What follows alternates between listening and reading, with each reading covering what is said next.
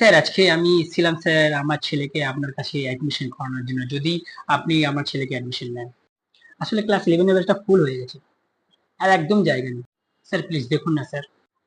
আপনি এত রিকোয়েস্ট করছেন, আমি কি করি এখন? এখন আমার দিকটাও তো দেখতে হবে না আপনাকে? কিছু করার নেই, আমার ব্যাচে একদম জায়গা নেই, 1 ইঞ্চি জায়গা নেই, বসার পর্যন্ত জায়গা দিতে পারি না, এই অবস্থা। আর আপনি জানেন আমার বাড়িটা রাস্তার উপরে, এমনকি কোচিনে বসার জায়গা নেই বলে রাস্তায় গিয়ে সব বসে পড়াশোনা করে। কখনো কখনো এমনও হচ্ছে স্টুডেন্টের কাঁধে উঠে বসে পড়াশোনা করে।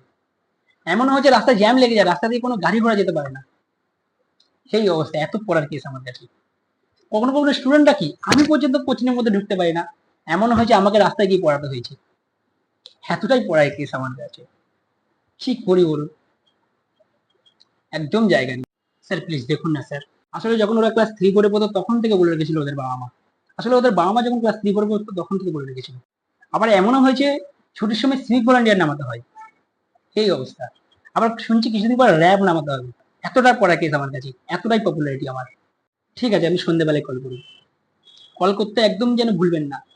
আপনি কল করতে ভুলে গেলে আমি আপনাকে মনে করিয়ে দেবো, নাহলে কিন্তু আমার ফোন থেকে ভুলে কল চলে যাবে আপনার কাছে। স্যার আপনার ব্যাচে তো অনেক স্টুডেন্ট, তো আপনার এত ভিড় ব্যাচের মধ্যে আমার ছেলেকে আমি পড়াতে চাইছি। তারও একটা ব্যবস্থা আছে। আমার একটা ব্যাচ আছে, ছোট্ট একটা ব্যাচ, দুজনের ব্যাচ, আমাকে আর আপনাকে, আপনার ছেলেকে নিয়ে। এতদিন একজনের ব্যাচ ছিল, আমাকে নিয়ে।